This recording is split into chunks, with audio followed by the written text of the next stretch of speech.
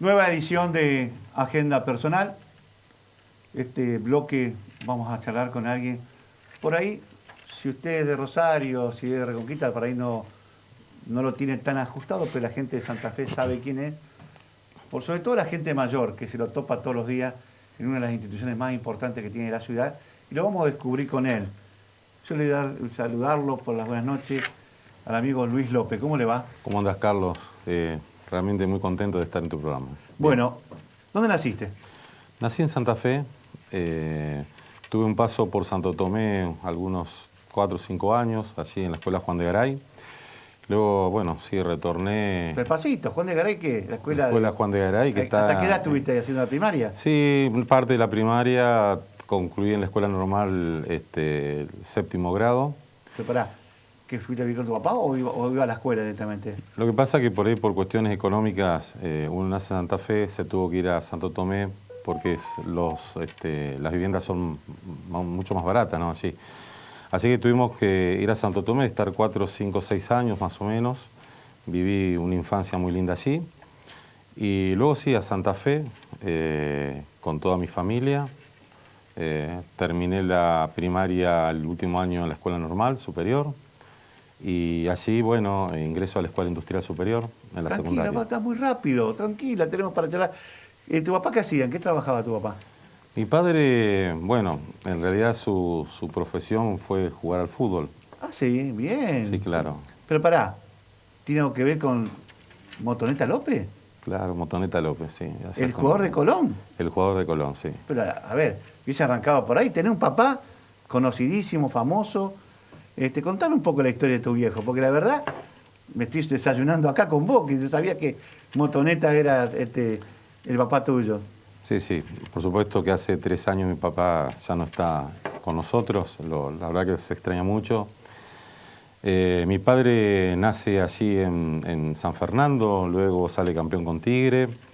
Tuvo una gran carrera en el fútbol. Luego sí va a Colón, al Club Atlético Colón, allá por el 60, 61. Y bueno, y le tocó salir campeón allí por el 65, pero en el 64, si no me equivoco, estuvo en ese gran partido donde Colón le gana 2-1 al Santo de Pelé. ¿Estuvo en ese partido? Sí, claro. Así no, con Pato Gómez. O sea que si hay algo que la gente de Colón te saca y te escracha, dice, nosotros jugamos con el Santo de Pelé, que vino a pelear a Santa Fe. ¿Y tu papá jugó ese partido? Mi padre jugó ese partido. La verdad que cuando uno lo acompañaba a la cancha era imposible llegar, ¿no? Porque íbamos por J. Paso y todos lo frenaban. Así que siempre llegábamos tarde a ver los partidos ya cuando él grande, ¿no? Sí, mi padre tuvo, creo que, el orgullo de poder representar al club de Colón en aquel momento. Luego yo ingresé a las inferiores, así con Tonono. ¿Estuviste jugando al fútbol también? Claro. ¿Y de qué jugaba? Y yo jugaba de 8, pasa que me querían poner de 7 por una cuestión como mi padre era 7, puntero derecho. Dice, tiene que tener los mismos genes, el mismo ADN. Claro, no. Tenía potencias, era un estilo bichi fuerte, pero digamos, no goleador. Yo jugaba de 8. Jugué de 5, de 8 y por ahí cada tanto de 7. Así que no me gustaba jugar de 7 porque me representaban, me vinculaban con mi papá. Y la verdad mi papá era 1,65 m. Claro. Era muy rápido. Yo era rápido, pero con un jugador de potencia más que nada. Era grande, con textura. Claro, no, imagínate que, y allí un día me acuerdo que con Sanitá, que fue mi último técnico, donde no pudimos hacer contrato allá con el zurdito cuando él pudo hacerlo. Te recuerdo cuando vino Volken con los paraguayos. Sí, claro. Quedaron pocas plazas para los pibes de la inferiores y lamentablemente había para hacer 5 contratos, no pude quedar entre ellos y así un poco concluyó mi carrera. Mi carrera porque, después tuve un paso por otros clubes, fui a jugar a Sastre, a San Justino. Sí, los regionales, los equipos, claro. Los comerciales regionales que por ahí buscaban lo que quedaban sin contrato de Colón y Unión para llevarlo a jugar a las ligas del interior, digamos. Sí. En algunos de esos lugares, como mi padre también termina jugando en esos territorios. Pensaron que este era mejor, era igual. Claro, se llevaron un chasco. No, la verdad que no era muy parecido. Sí, aprendí a hacer la bicicleta, que él hacía la bicicleta cuando jugaba por la derecha. Esa la aprendí muy bien porque se tardó 2 o 3 años en enseñarme. Si me están escuchando los compañeros del Tato Barragán, ¿te acordarás? Claro. Tato Enrique, el otro día se estaban enterando, que ya estoy en una nueva etapa que después vos la vas a comentar. Y bueno, grandes recuerdos. Sobre todo, mira, Carlitos, el tema del deporte, me parece que el esfuerzo que se adquiere con el deporte, vos lo trasladás a tu familia, a tu trabajo, a un estudio. Porque yo recuerdo las pretemporadas que teníamos eran tremendas, era mañana y tarde que jugábamos. Pero sí, ¿pero Alberto estaba estudiando en ese momento? Yo iba a la escuela, mira, yo te voy a contar, yo iba a la escuela industrial, un gran colegio, la verdad que me formó muy bien técnicamente. Un saludo para todos los egresados, por supuesto. Y me acuerdo que íbamos con el tablero, teníamos un tablero de madera. Sí. Hoy se usan los de plástico. Sí, tablero de madera y andaba con la escuadra esa, sí. Las reglas grandes, grandotas que hay que llevar en la mano. Y yo era de una familia clase media, clase media trabajadora, donde nos costaba mucho, las punteras Rotary salían muy caras, era muy difícil. ¿Te acordás los Rotary? Y los compás con... Los compás, sí, sí. Especiales. Sí, la calculadora científica, que eran muy caras en ese momento. Y bueno, hacíamos doble turno, creo que era miércoles y viernes, entonces allí estaba Robertito, que era el utilero del Club Colón, no sé si está en vida, no hace mucho que no lo veo, y me prendía la luz de la cancha auxiliar, que era tremenda, porque había de todo, hasta vidrio, pero bueno, ahora está todo muy mejorado. Y él me prendía la luz y yo salía a las 6 del industrial, llegaba a 6:30, 7, ya oscurecía en invierno, y me quedaba hasta las 9 peloteando, corriendo con la pelota. Ese es el sacrificio que yo hacía. Entonces, eso un poco me perjudicó, porque cuando vos jugás en equipo es una cosa, cuando entrenás sola es otra. Entonces, solo es otra. Ese fue un gran esfuerzo, y la verdad que hasta último momento creí que iba a firmar para ser jugador de primera, y lamentablemente, por cuestiones que te expliqué antes. ¿Y eso qué? ¿18 años? ¿Qué tenía en esa época? 18, sí, no llegaba a 19 años. Sí, 17, 18, sí, porque... ¿Y después qué hiciste? ¿Te fuiste a estudiar? Después, 19... Después del industrial, como mi hermana es médica, ya estaba recibiéndose. Por un tema laboral, seguí la carrera de agente probador de APM, lo que es visitador médico. Porque era un curso de 7, 8 meses, pero justo cuando engancho allí se pasó a ser terciario. Así que tuve que estudiar, tuve que estudiar 3 años, vi mucha cuestión de medicina, y porque hay materias... ¿Y pudiste hacer, perdón, antes que vayamos al terciario, hubo viaje de estudio con la escuela? ¿Tú hiciste? Sí, claro. ¿Fueron al Bariloche o no? En el 7º año fuimos a Bariloche con la escuela, allí estaba la escuela Bustos, me acuerdo que compartimos. Imagínate, nosotros éramos todos hombres, éramos 18, porque vos te recibís, entran 30 y llegan 15 en el industrial. Claro. Y éramos 14 hombres y una sola compañera, mujer. Sí. Y Escuela Bustos eran todas mujeres, así que... ¿Compartieron el colectivo? Claro, nosotros estábamos en planta baja y ellas estaban en planta alta. Nada, fue muy linda la experiencia, y costaba muchísimo un viaje. Todos los viajes costaban carísimos, siempre costaban carísimos. Pero bueno, ¿pero hicieron beneficio o pagó papá y mamá o vos cómo hiciste para pagar la cuota? Yo quiero ser sincero, a la escuela industrial siempre iba gente más acomodada. Siempre. Y yo era de clase media trabajadora con mucho esfuerzo. Entonces, te voy a contar una historia. En realidad yo puedo costear parte de Bariloche, porque voy con mi hermana a jugar un juego que era Juegomanía, que era de Luis Mino, si no me equivoco. ¿Sí? ¿Un programa de televisión? Sí, programa de televisión, y ganamos un televisor, que hacían preguntas, respuestas, entonces hacíamos los cálculos mentales, y yo andaba muy bien porque en el industrial eso lo practicábamos. Rápido. Entonces ahí fuimos... ¿Ganaste el televisor? Sí, ganamos el televisor y se lo vendía a mi abuelo, que él tenía un almacén en Juan de Garay y Urquiza, y él necesitaba un televisor, me lo compró y... ¿Y ahí pagaste parte del viaje? Y ahí pagué parte del viaje, sí. Mirá así vos, pude viajar. Qué buen hecho. Bueno, entonces, después que te recibiste de claro. ATM. Sí, me recibí, de técnico constructor nacional, y después me recibí de agente de propaganda médica, a quien mando un gran abrazo a Así que todos técnico constructor y digamos, lo que son los famosos promotores de los medicamentos, que hay que visitar todos los consultorios del país. ¿Y lograste trabajar de eso o no? Pues sabés que me llamaron y no pude entrar porque no estaba matriculado, así que... ¿Había que matricularse también? Había que matricularse porque tenía un carnet, claro, porque ya era terciario, reconocido por el Ministerio de Salud, claro. Pero bueno, y luego allí creo que ingreso en 91. ¿Pero dónde fuiste a trabajar concretamente, a ganarte tu vida? Porque estabas estudiando, pero estabas trabajando simultáneamente. Bueno, yo a los 8 años... No, a trabajar a los 8 años. Sí. A los trabajador infantil, esto, tenías metido preso al empresario que te contrató. No, está bien, sí, está bien, hay una reglamentación, pero en realidad cuando... yo tenía la costumbre que por ahí, en lo poco que tenía, pasaban algunos chicos a pedir, qué sé yo, y yo le daba algo siempre. Y cometí el error un día de que papá estaba durmiendo y no tenía que darle, entonces fui a sacar unos pesitos del bolsillo. Había una jirafa donde colgaba el pantalón, y vos sabés que fui gateando y se cae la jirafa y el dinero. Entonces mi padre me reta y me dice, ahora vas a ver lo que es ganarte la plata. Eso me acuerdo patente. Entonces me dijo, vamos a ir a vender diario, porque él los domingos y sábados iba a vender diario, mi papá. Porque le gustaba, qué sé yo, mi padre era un tipo... No, pero aparte, en la época de tu papá se vendían muchos diarios. Se vendía mucho. Y la comisión era buena. Trabajar sábado y domingo con los diarios, para cómo del domingo, que era más caro, sí, tenía una buena comisión. Y allí estaba Castro, que era el distribuidor. Sí, señor. ¿Te acordás? Sí, señor. Y venían en avión, los diarios venían en avión y luego lo traen en camión hasta acá, donde está atrás del puente, donde está el puerto. Sí.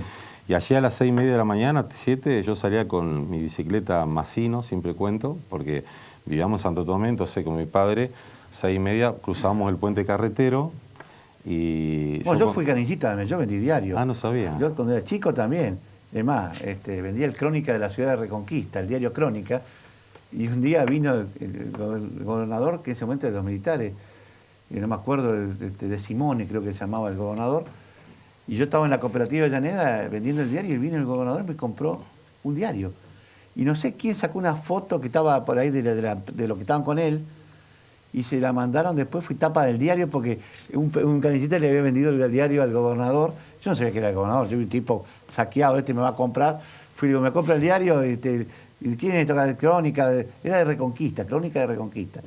Y vendí el diario y salí después en la tapa del diario que le vendió al gobernador. Y tenía también 9 años, 8 años, por ahí, era jovencito, me hacían los manguitos, porque también veníamos de una pobreza franciscana todo. Claro, entonces había que hacer algo para tener unos pesitos. Bueno, entonces yo en eso que recaudaba le daba a mi padre, pero después a partir de los 12, 13 años me dejaba la mitad del dinero, me acuerdo, y ya a los 15 me decía, bueno, esto es todo tuyo. Entonces sábado y domingo y algún feriado vendíamos. Y buena yo con platita, eso, ¿eh? Sí, buena era plata. buena plata. Y aparte todos te compraban porque eras chico, todo. Pero aparte te digo, se compraba el diario en esa época. La gente disfrutaba leer el diario. No, bueno, porque no existía el internet. Por eso te digo, bueno, ahora. pero a ver, las cantidades que se vendían en aquella época, hoy llorás de tristeza lo que están vendiendo los diarios. En esa época, Clarín vendía 1 millón de diarios por día, 1 millón. Muchísimo. Entonces hoy, si vende 100.000, tiene que tirar cohete. Clarín, Nación, El Federal, me acuerdo. No, y el Crónica que tenía 6 ediciones, Crónica, La Popular, Razón, sí. La Razón. Tenía 3 ediciones. Y bueno, y ahí conozco, mirá vos lo que es la vida, conozco en pasaje 13 de diciembre, vivía él, que es un pasaje que está entre 9 de julio y 1 de mayo, sí, creo decir bien, o 1 de mayo y 4 de enero. Vivía ahí el que fue decano, el doctor Benvenuti, de la Facultad de Derecho. Entonces un día me dice, vos tenés que seguir estudiando. Y bueno, le digo, sí, estoy yendo a la industrial. Le digo, pero tenés que seguir abogacía. No, pero sí, mirá que es una buena carrera. Y bueno, yo empiezo abogacía porque el doctor Benvenuti, que ya falleció hace... Pero pará, hiciste el industrial, técnico constructor, terminaste ahí. Sí. Después hiciste el de distribuidor de medicamentos, Sí. 3 años más. Sí. Y que te fuiste a estudiar abogacía. Después tuve ingeniería civil 3 años. 3 años. 3 años no me gustó. ¿Te pasaste a estudiar estudiando? Sí, fui a la UTN, que ahí tuve un lindo trayecto, pero ya realmente necesitaba económicamente subsistir, por eso yo siempre le digo a las mamás que hagan los esfuerzos necesarios para que estudien en el momento que hay que estudiar. Yo tenía que salir a trabajar y bueno, y allí ingreso en Aguas Provinciales, mi papá se jubila, y ingreso en DIPOS, Dirección Provincial de Obra Sanitaria, ya era técnico constructor, y bueno, ahí me nombraron cuando se privatiza. En el 95 me nombran supervisor general de toda la parte sanitaria de agua potable de la ciudad de Santa Fe. Sí, claro. Allí viví el acueducto noroeste cuando instalamos. Y bueno, mientras tanto ya antes había dejado la ingeniería civil y luego sí ingreso año 2008, 2009. ¿Qué edad tenía ahí cuando fuiste? para la abogacía? Yo tenía 38, 39 años.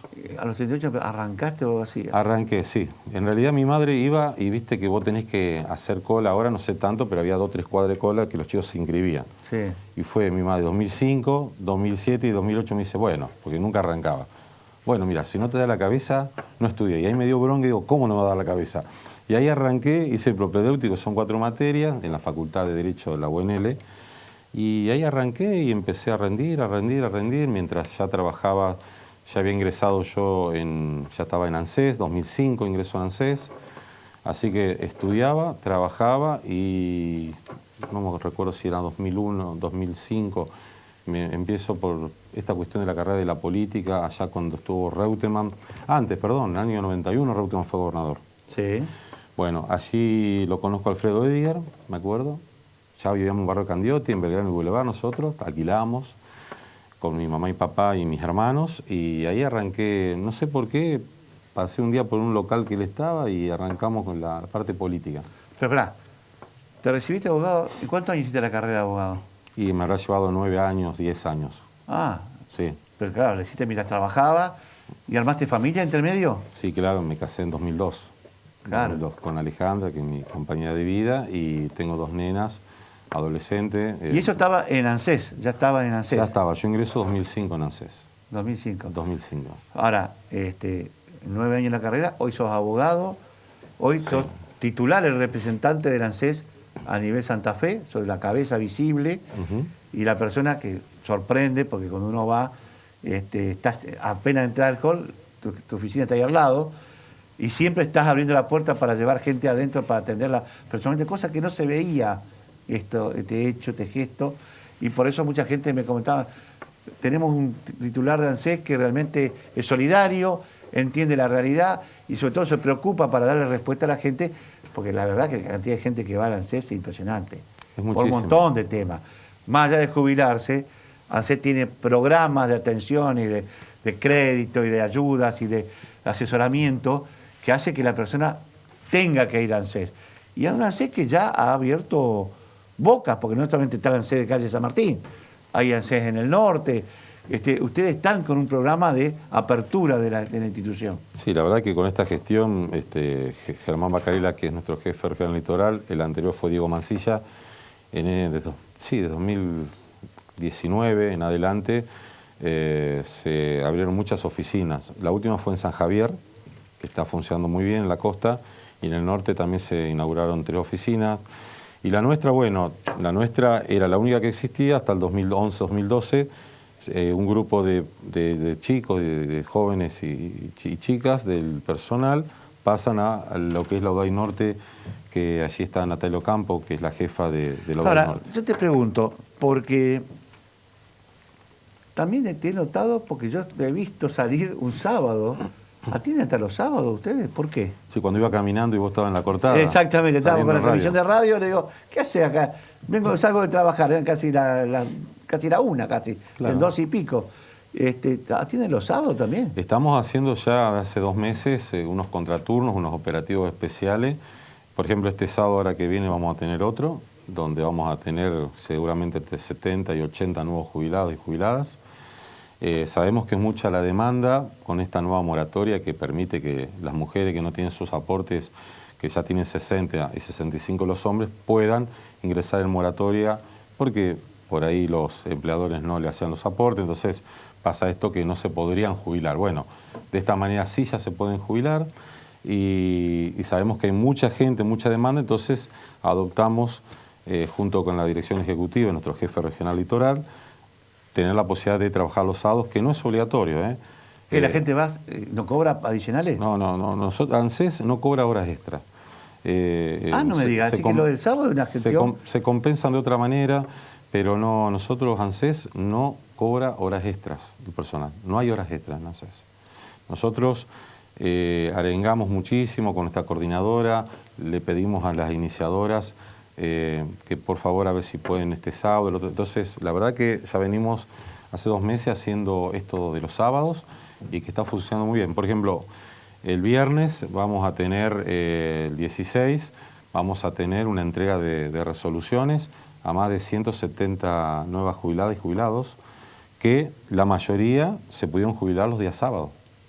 Esto es maravilloso, porque por ahí nosotros no comunicamos, nosotros por ahí los recursos, y en esto es así, lo destinamos a poder mantener nuestros equipos informáticos, a tener en condiciones el salón. Vos irás a San Martín 2533, vas a ver el edificio nuevo cómo ha quedado, una gestión que era un edificio de más de 80 años. Estaba muy devaluado, Sí, sí, uno subía al primer piso, era un desastre. Nosotros hemos demolido los baños, son nuevos los baños, hay baños para personas con capacidades diferentes. No, pero aparte de oficinas especiales, yo he visto con muchas de que hayan recuperado porque como el diseño que tiene, tuvieron que trabajar muy puntualmente para mantenerlo como era original, digamos. Y además, por supuesto, porque es patrimonio histórico, entonces la fachada no pudimos modificarla mucho por esta cuestión, pero después tenemos pisos nuevos, calefacción, aire acondicionado central de refrigeración, tenemos tablero electrónico nuevo, el tablero eléctrico tenía 50 años y claro, lo hicimos sí, nuevo, sí. Y eso tiene que ver con cuidar al personal, ¿no? Hicimos un lactario para las mamás que por ahí tuvieron un bebé, tienen que amamantar. Tenemos el equipo de cómputos arriba, antes estaba abajo y todo le golpeaba, entonces las chicas no podían computar, que son las que liquidan el expediente. Entonces arriba tenemos servicio jurídico, tenemos sistema de cómputo, todo área de cómputo y además tenemos la parte de verificación. Entonces hemos diagramado un buen trabajo. Vos ingresás, tenés la gente en la parte de orientación que te atiende, generalmente los que no tienen turno, y los que tienen turno pasan al otro salón del medio, en donde tratamos que entre el horario que tienen y no más de 10 o 15 minutos se los atienda. Entonces, también tenemos una oficina ¿Y se está respetando eso de que sean rápidos, que los turnos se cumplan? Porque es el gran problema a veces vos tenés un turno y tenés que esperar. A ver, ¿cuándo ocurre un inconveniente que no se pueda respetar, como me estás manifestando? Cuando por ahí yo tengo 2 o 3 operadores que están enfermos, porque la verdad que nadie sabe cuándo se va a enfermar, entonces ahí nosotros tenemos que ver de qué manera monitoreamos. Nosotros tenemos un monitoreo en donde ajustamos los tiempos. En general se trata de respetar, entonces cuando tenemos poco personal porque alguien o se accidentó o se enfermó o estamos de licencia, porque hay épocas que los chicos toman la licencia y las chicas, entonces ahí ¿qué hacemos? Le damos más prioridad, por supuesto, a los turnados y tenemos que atender menos cantidad de espontáneos. Pero en general, Carlos, se atiende toda la gente que va al ANSES. En general se atiende toda la gente. Bien, ¿cuánta gente vino a raíz de esta nueva moratoria para la ciudad de Santa Fe y para la provincia, si tenés los números de la provincia? Mirá, teníamos 48.000 personas que iban a poder jubilarse en la provincia, ¿sí?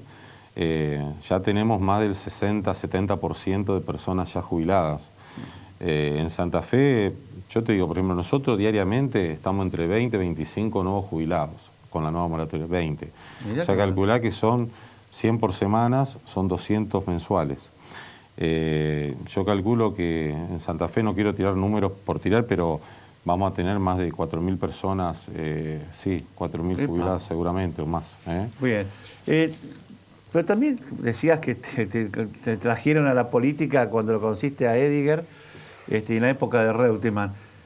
Y hoy, mirando así las boletas, ayer mirando las boletas, me encontré que sos candidato a concejal en Santa Fe. ¿Por qué? Es un cúmulo de experiencias que uno fue viviendo.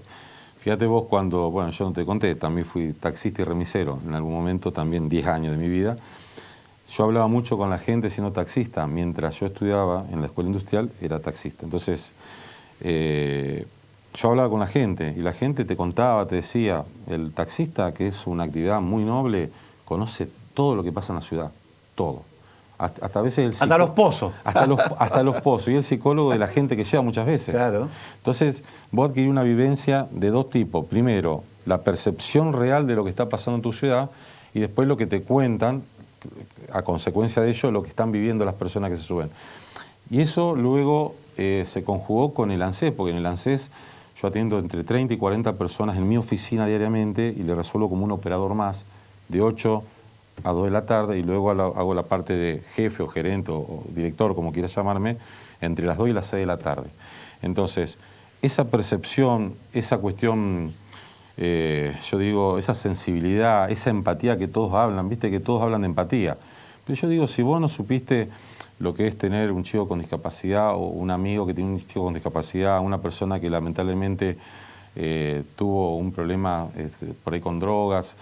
Si vos no supiste lo que es que te falte por ahí para comprarte algo, y no podés tener empatía y ponerte en lugar del otro. Entonces, como yo fui viviendo todas esas etapas, he tenido algún pariente que ha tenido un problema de adicción con su hijo, y yo sé lo que una madre o un padre sufre con esa cuestión. De allí los programas que nosotros vamos a tratar de impulsar de la municipalidad, si Dios quiere, y soy electo concejal. Y digo, toda esa percepción, toda esa experiencia hicieron de que, bueno, me parece que ahora tengo que participar desde otro lugar. Me parece que el trabajo en ANSES, que es un monstruo, digamos, es un organismo tremendo, vos tenés gerencia de prestación, gerencia de servicios jurídicos, gerencia de administración, gerencia de informática, es decir, tenés un cúmulo de gerencia donde vos es como un gran ministerio, para que vos entiendas. Entonces, me siento con la capacidad realmente de poder encarar un trabajo hacia la gente, ya no solamente hacia los beneficiarios y beneficiarias que son del sistema previsional argentino, sino que hacia toda la gente, sin distinción de ideología política, de raza, de credo. La verdad que creo que puedo aportar muchísimo, de verdad, para la ciudad de Santa Fe. Es un gran esfuerzo que uno tiene que hacer, porque yo estoy trabajando a la mañana y a la tarde ya estoy recorriendo algunos barrios, y lo vamos a hacer intensamente. Así que... Ahora estás, digamos, estaba viendo la boleta también, es gigantesca. Tremendo. ¿La viste? Sí, parece el diario de la Nación, tiene tantos candidatos, 30 y pico, ¿cuántos son? 40. Son 40, creo que 47. 47. Rosario tiene 50 y pico. En proporción, la ciudad de Santa Fe es más chica que Rosario. Tiene más candidato a concejal en Santa Fe.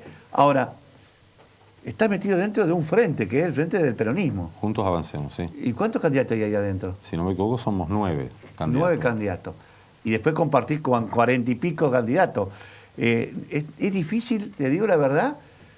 Hay que hacer una especie de tarea a la gente, decirle, mira, si me querés votar tenés que buscarme acá. Porque la verdad que, yo no sé, dicen que van a repartir lupa, para que la gente pueda verlo, porque hay gente que no ve bien, y para poder ver los nombres, van a dejar en las mesas lupas. Bueno, nosotros somos la 83.15. 83.15, te tocó el puesto 15. La bonita, bueno, la lista bonita, digamos, pues no sería el candidato bonita, digamos. Así que la lista bonita, 83.15, la verdad que me parece muy bien que todos participen. Yo creo que tenemos una lista, un equipo... No, y lo que veo que tenés un conocimiento de la realidad, de la vida, que te pone en un lugar preponderante. Hasta fuiste psicólogo de la gente cuando era taxista, todas las carreras que hiciste, tenés un panorama muy amplio que podría ser muy bueno para la ciudad. Yo te agradezco esta visita en esta agenda donde mostramos la otra cara de los personajes, de la actividad.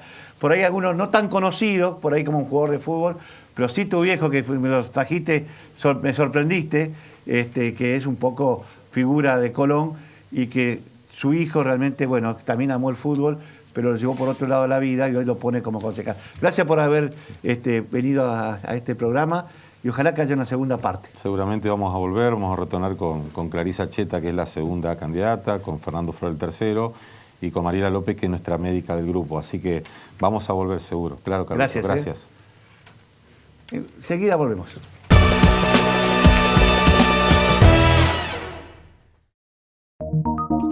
Marcelo Garrido y Darío Gómez están en Cadena O. Sinmordaza.com, otra mirada de la información en un clic, toda la información de la provincia. Santa Fe en un solo portal. Sinmordaza.com, otra mirada de la información. Carlos Delicia y Raúl Bigote Acosta están en Cadena O. Sin Mordaza, periodismo independiente. Sin Mordaza, el periódico con mayor penetración en la provincia de Santa Fe. Sin Mordaza, el poder de la gente.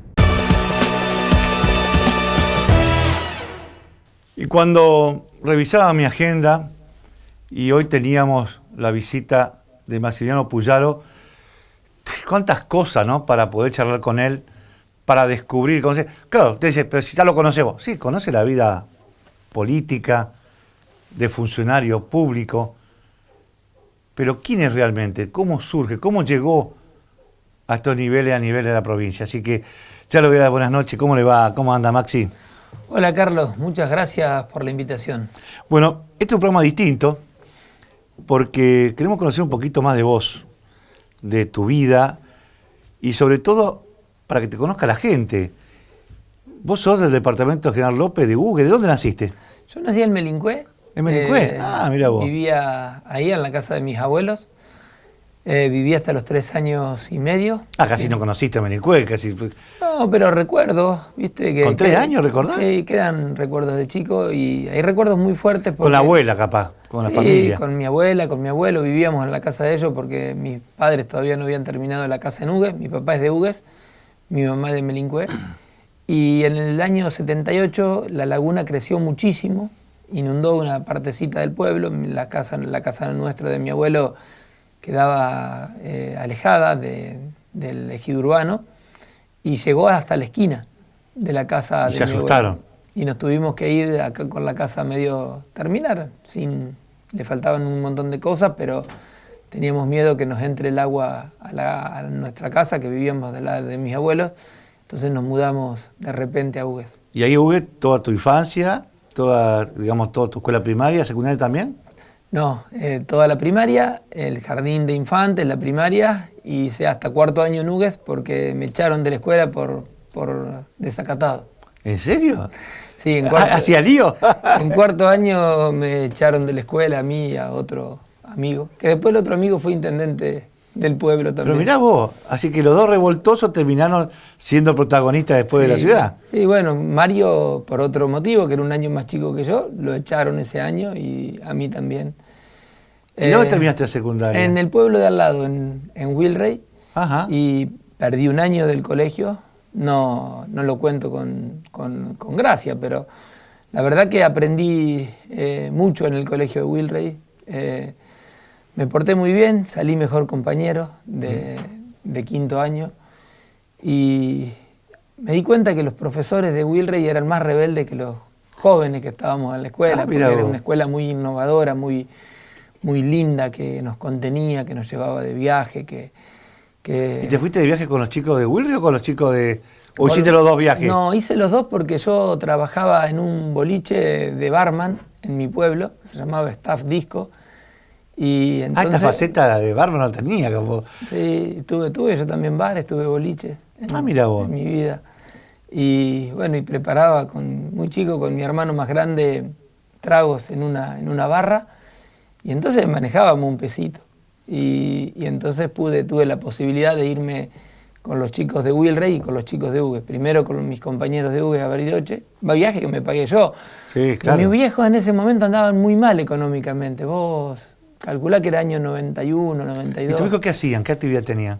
Mi papá tenía campo, mi abuela, mirá qué historia, mi abuela era analfabeta, mi abuelo era analfabeto, y laburando mucho se pudieron comprar 2 campos relativamente grandes, uno de 150 hectáreas y otro de 70 hectáreas ahí en mi pueblo. Bueno, después se dividen con mis primos, porque los hermanos de mi papá fallecieron ambos en un accidente de tránsito, en un siniestro vial. Y bueno, el campo se achicó, vino en los 90, estábamos muy mal económicamente, muy mal, todo el campo argentino estaba mal. 60.000 productores agropecuarios perdieron su campo. En ese momento era un momento que mi viejo tenía muchas deudas porque no alcanzaba con las cosechas a pagar lo que debía. Y bueno, y a trabajar, ¿viste? En el campo. Yo trabajé también mucho en el campo cuando era chico, con mi papá, primero en el campo nuestro, pero después salíamos a hacer trabajo para terceros. Me acuerdo, todos los veranos pasaba picando machos en los semilleros del maíz para que las plantas, las plantas que después se van a hacer semillas se puedan reproducir. Así que todos los veranos laburábamos muchísimo con mi viejo en el campo. Y bueno, y después estudiaba primero el secundario y después la universidad. Ahora, pisando macho dijiste, para la gente del campo... Picando macho. Picando macho, porque... Pasábamos con una cortadora, como si fuera una cortadora de pasto enganchada al tractor, que tomaba 2 surcos y cada 2 surcos y 8 surcos se van intercalando los machos en función de las hembras del del maíz para que puedan polinizar la planta. Mirá Y en vos. un momento determinado, eso lo hacen los semilleros para producir la semilla que después se vende. En un momento determinado hay que picar esos machos y nosotros estábamos todo el verano arriba del tractor, arriba de un Massey Ferguson 165, un calor así Y ahí. bueno, pero bueno, ¿y qué edad tenías ahí cuando estabas haciendo? Y era chico, arranqué a los 16 y después los primeros años de la facultad teníamos que laburar, estábamos muy mal de plata, muy mal. Y bueno, y laburábamos, pero la verdad que con mucha alegría, le poníamos alegría porque mi vieja y mi viejo, bueno, mi abuelo por parte de madre era una persona muy emprendedora, tenía una pequeña fábrica de plumeros en Melincué y salía a venderlos él por los pueblos. Iba en un autito y salía con los plumeros al hombro y los vendía. Y le iba muy bien. Sí, porque eran útiles, era necesario. Le gustaba la timba a mi abuelo. le gustaba la timba. Le gustaba la timba, entonces, viste, lo que Claro, ganaba lo perdía. generalmente. Bueno, pero le iba bien los días de semana y los fines de semana. Era el problema. No le quedaba un ¿Para cómo peso. esa zona del sur ahí? Sí, Muy sí. de timbero, Mucha. muy jugar a la taba, muy jugar al póker y esas cosas. Bueno, en ese momento, en la época de mi abuelo, había riña de gallo, tute cabrero. Sí. Bueno, y a mi abuelo le gustaba el boliche. Bueno, yo me he encontrado en algunos boliches con mi abuelo. No me diga. Era un personaje, mi abuelo.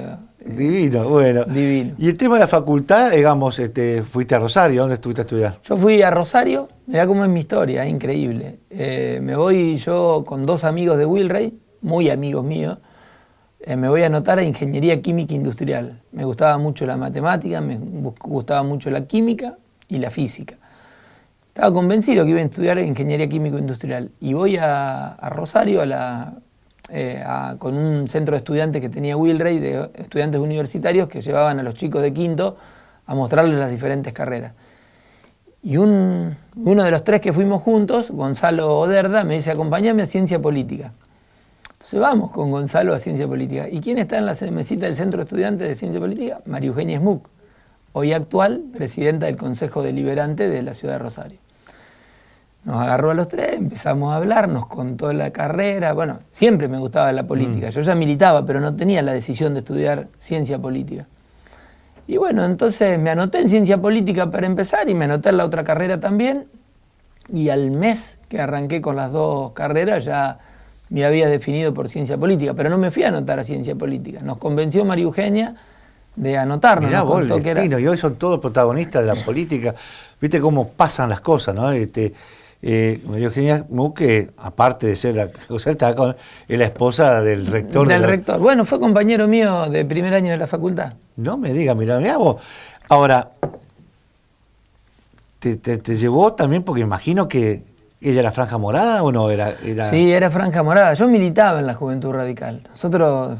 Cuando ya estaba en Hugues. Mi papá era militante del partido, siempre, pero nunca participó. ¿Y en qué año fuiste a la facultad? En el 94, porque tendría que haber ido en el 93, pero me echaron por desacatado. Cuando estaba en Hugues, ¿de qué fracción era? Porque en ese momento estaba, creo, el Chanqui Cáceres. Mi papá era de Convergencia. De Convergencia. Pero yo es como que me enamoro de Alfonsín y de lo que predicaba Chanqui y me hice muy cercano a Chanqui, año 90. No, pero aparte, a ver, Chanqui enarbolaba ese fuego que tienen los jóvenes de la revolución, de generar, de cambiar cosas. Por eso se llamaba Renovación y Cambio el sector. Sí. Era algo distinto. Yo lo viví también en Reconquista, con la gente que participaba en política de esa época.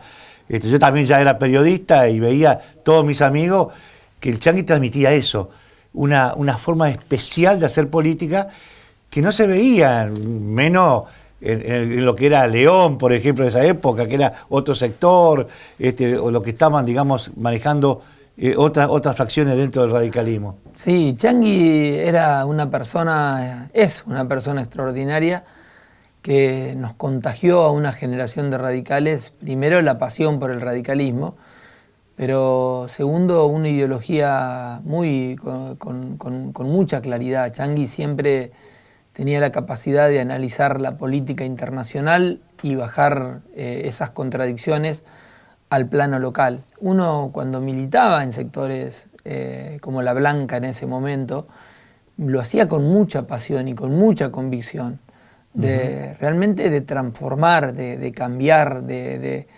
pensar que un país con igualdad, con libertad era posible, lo que era la socialdemocracia en ese momento, lo que predicaba Raúl Alfonsín, cómo los valores que llevó adelante el gobierno de Raúl Alfonsín, cada una de las políticas públicas. Bueno, nosotros teníamos una formación muy intensa en La Blanca, llevada adelante por Changuí. Changuí es una persona, pero en esos momentos él nos hacía seminarios y nos hablaba. Sí, formaba cuadros, digamos.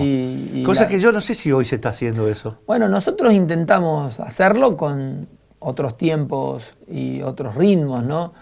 La juventud en los 80 estaba mucho más politizada, en los 90 un poco menos, pero mucho más politizada que en estos momentos.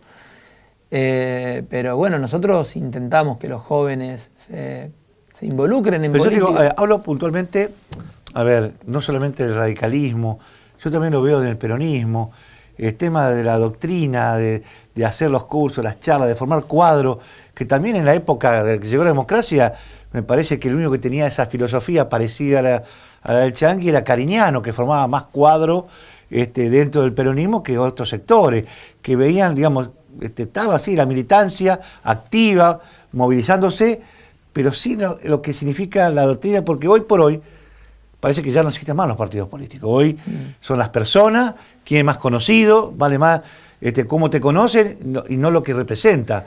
Y uno antes votaba al radicalismo y sabía que votaba porque había, ¿cómo diríamos? Había algo, una doctrina, un dogma que uno conocía cuáles eran los objetivos y hacia dónde iba el Partido Radical.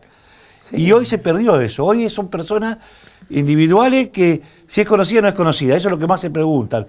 ¿Es conocida? Bueno, no. ¿A quién representa? Sí. Porque no es lo mismo representar a una izquierda, a una centro derecha o a una extrema derecha. Te llevan a distintos lugares.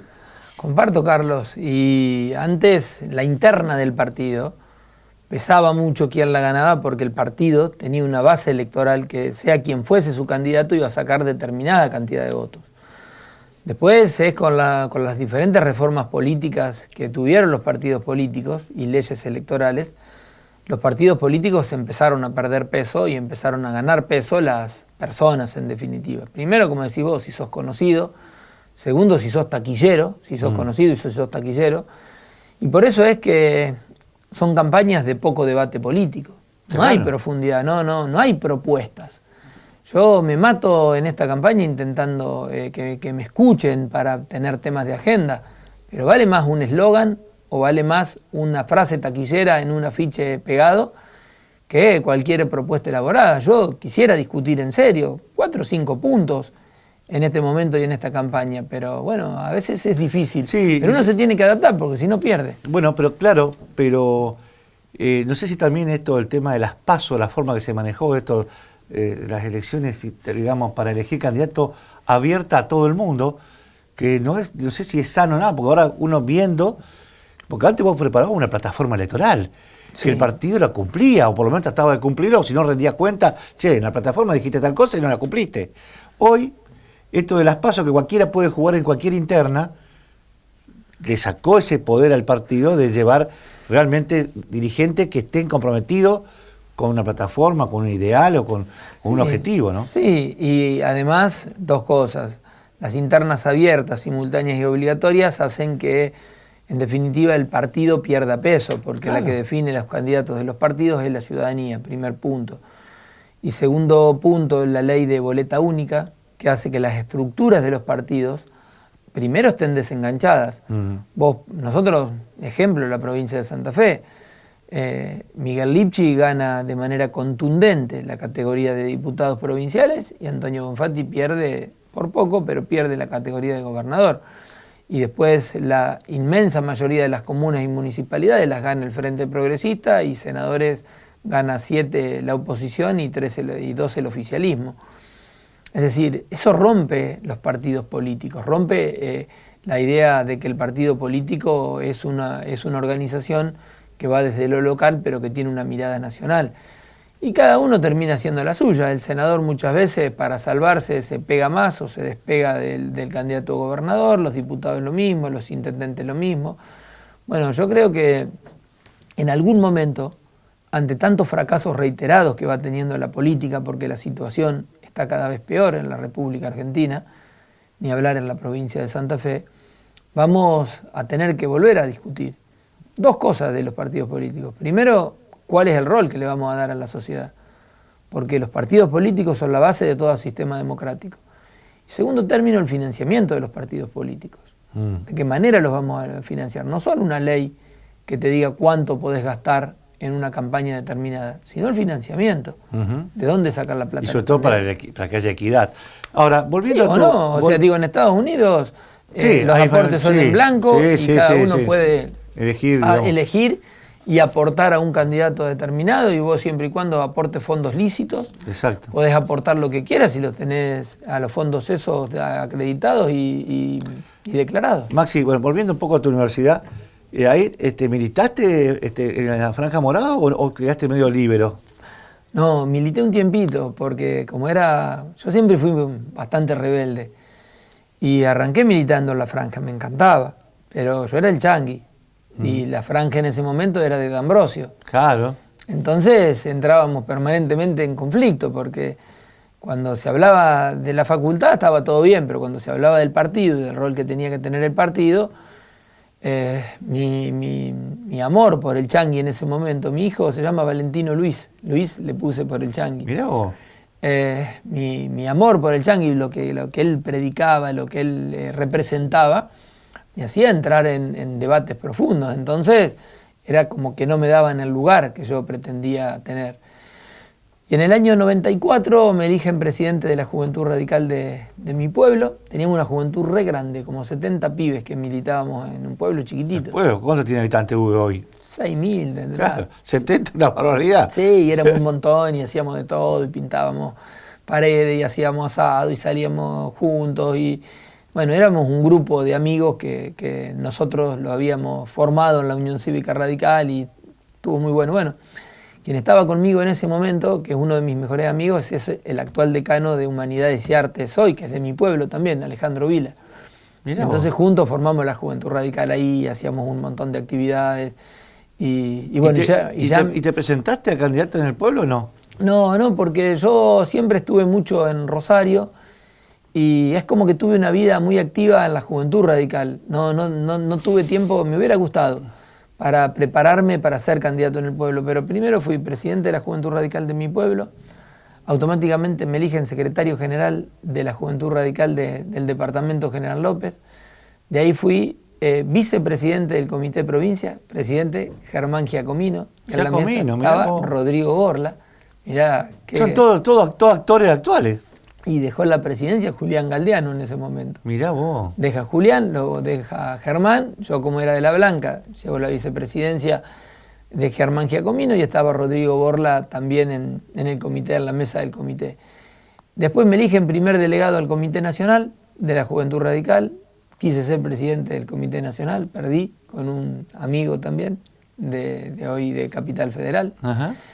Y volví acá a la provincia y en ese momento se da una discusión entre los mayores de mi departamento, que era Héctor Salvo, el intendente Rufino 4 veces, Ernesto de Matía, ex intendente de Venado, Carlos Torres, que era intendente de Firmá. Y bueno, hubo una discusión muy fuerte por quienes conducían el departamento y dicen, bueno, que conduzca el pibe. Yo tenía 29, 30 años. Y me pusieron de presidente del Comité Departamental de Mayores, que el radicalismo en General López tiene mucho peso. Hoy tiene la mayoría de las comunas, de las municipalidades, pero siempre tuvo mucho peso. Es un actor político del departamento. Ahora no, porque tenemos el senador de hace varios años, pero antes el debate era entre el presidente del Comité Departamental y el senador, cuáles eran las políticas para el departamento. Me eligen, a mí me temblaban las piernas cuando me dijeron que tenía que ser presidente del departamental, me daba... ¿Y tocó cuando ya había un senador peronista en ese momento? Sí, Espinosi. Claro. Espinosi era. Sí, porque al principio eran, la primera etapa Sí. hubo radicales, digamos. Sí, estuvo Roberto Berger, Rubén Bilicic, Bilicic. de senadores. Bilicic tiene la gran historia de haberle colgado lo del puente colgante a Bernet, porque fue el que tiró la noticia de que se había vendido el puente y a raíz no se lo pudo sacar nunca más Bernet. Bueno, Bilicic fue presidente del bloque de senadores de la Unión Cívica Radical, cuando la única vez que el radicalismo tuvo mayoría en el Senado. Sí. Después gana el Gamo Berger y al año y medio muere de un infarto aquí en la ciudad de Santa Fe. Bueno, lo reemplaza Nito Merlo. Pero bueno, era un departamento muy peronista, pero que el radicalismo tenía mucho peso. Sí. Me eligen presidente ahí. Y ahí tu trabajo, ¿y cómo llegás? Porque primero llegaste como colaborador en la legislatura. Llegué como secretario de bloque en un momento que yo en el 2007 tenía la adhesión para ser diputado provincial, pero el Changi se va del frente. Ah, cierto. Se va a una alternativa. Yo tenía mucha adhesión en ese momento porque había sido un buen presidente del partido y entonces me dicen que no podía ser diputado provincial porque por mi vinculación histórica con el Changi, yo en ese momento creía que teníamos que ir en el frente con Wiener porque era la forma de ganarle al peronismo en el 2007. Entonces, como no puedo ser diputado, el departamento propone una persona de diputada y yo vengo como secretario del bloque de la Unión Cívica Radical y fue el trabajo más lindo que tuve. Y después ya sí fuiste diputado. Y ahí, como diputado, tomaste un protagonismo porque te animaste a denunciar el tema de las mafias de la droga, de los narcos, cuando nadie quería tocar el tema. ¿Te acordás que esa época era pesada? Y vos te animaste, me acuerdo que en Sin Mordaza venía y hablaba de temas que no otros querían hablar. Sí, porque todos en ese momento callaban. Y había problemas de criminalidad y había problemas de narcotráfico muy serios en la provincia de Santa Fe. Nadie le ponía nombre y apellido, nadie decía. Sí, vos lo pusiste nombre y apellido, es complicado. Yo un día muy molesto en la Cámara, no me acuerdo qué había pasado, que veía que todos se iban por la tangente, hablaban del narcotráfico, pero con generalidades, pedí la palabra y empecé a dar nombre y datos concretos de lo que pasaba en el territorio de la provincia de Santa Fe. Un discurso que se hizo conocido porque tuvo muchas reproducciones, ahí empezaban las redes sociales, en Facebook, tuvo como 3.000 compartidos en ese momento. No, pero aparte te animaste a contarlo en televisión porque fuiste a Rosario. Y ahí fui a televisión y me invitaron los canales nacionales, después un narcotraficante de mi zona me amenaza, narcotraficante pesado, lo denuncié, hice un careo, me acuerdo de eso, no sé. Me dice, bueno, hice la denuncia, me dice, tenés que ir al juzgado. Leandro Corti era mi abogado, era colaborador mío, tenés que ir al juzgado. Entonces llego al juzgado de Melincué, veo 3 van de la Policía Federal. Le digo, ¿y esta van qué hacen? No, me dice, viene Ascaini. ¿Cómo que viene Ascaini? Sí, tenés que estar enfrente. Frente a frente con el que vos ¿Viste denunciaste? cuando te cae la gota fría? Digo, ¿cómo frente a frente? No, tenés que estar frente a frente. Y bueno, y agarré y me puse frente a frente y ratifiqué todo lo que había pasado.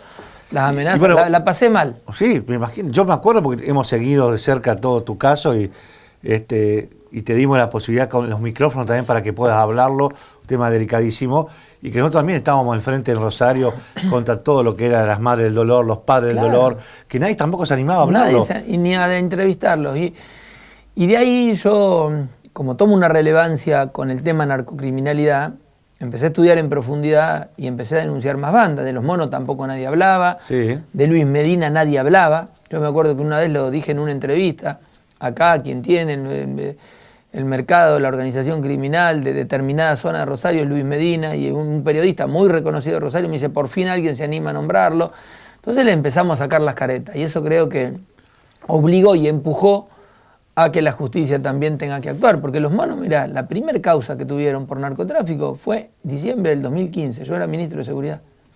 La primera causa por narcotráfico. Sí, porque antes era por cosas, asesinato, muerte, robo. Pero no era por narcotráfico. Ahora, yo te digo, ese trabajo, esa valentía de enfrentarte permitió que Lichi después te eligiera como ministro en una decisión que también, es decir, apostar a ser ministro cuando tenía el cargo de diputado, es decir, tenía asegurado tu futuro haciendo la plancha, asumiste ese rol Hoy, en 2 palabras, ¿estás arrepentido de haber asumido ese rol? Porque fue uno de los pocos que duró 4 años. Sí, el único, no uno de los pocos, ninguno duró 4 años. Y es difícil. No estoy arrepentido. La verdad que dejé mi vida en ese cargo, me obsesioné con la seguridad pública, trabajé de lunes a lunes, pero de lunes a lunes. Yo los domingos iba al ministerio, los sábados iba al ministerio, los domingos a la mañana me aparecía en la PDI, me aparecía en la unidad regional. Me obsesioné con el cargo, me tomé solamente 8 días de vacaciones porque mis hijos me lo pidieron y ya no les pude decir que no, pero me costó salirme de ese cargo porque le dediqué mi vida, le dediqué 4 años enteros. Yo no salía a comer, no salía a tomar algo, estaba solamente... Pero está bien, a ver, pero uno cuando analiza... Yo sé que le pusiste porque te conozco, te he seguido de cerca y lo que decís de estar las 24 horas es cierto, porque encima ibas al frente de los operativos. Sí, todo. De los ayuntamientos. Ahora, ¿qué es lo difícil que no se puede cambiar? Porque tenemos una policía, pero también tenemos una estructura, algo también que está mezclado ahí, que no se puede modificar para mejorar la calidad de la seguridad. Bueno, Santa Fe tiene muchos problemas estructurales de seguridad pública, necesitaríamos 15.000 policías más para tener la presencia que pretendemos tener. Necesitaríamos más inversión, más tecnología. Nosotros adquirimos mucha tecnología, mucha inversión, pero se necesita un plan de largo plazo, se necesita una coordinación mejor con la justicia y se necesitan también políticas sociales, digo, una política integral. Se puede mejorar. 2 datos. Nosotros cuando agarramos la ciudad de Rosario tuvimos 260 homicidios. Cuando nos fuimos tuvimos menos de 150, 146, y el año siguiente 220. Se nos fue el tiempo, seguiría charlando mucho más, pero la verdad era un poco mostrarle a la gente este pantallazo rápido por tu vida y por lo que hiciste, porque demostraste que de chiquito, de joven, abrazaste la profesión que era política y le seguís poniendo, porque encima ahora hay otro desafío y ojalá te vaya bien. Así que gracias por haber estado con nosotros. No, yo te agradezco muchísimo porque ustedes fueron siempre los primeros que apostaron a dirigentes que veníamos de abajo, en este caso yo, cuando no era nada, cuando no era diputado de nada, siempre Sin Mordaza me daba el lugar para meter el comunicadito en el diario. Que gracias, Gracias a ustedes.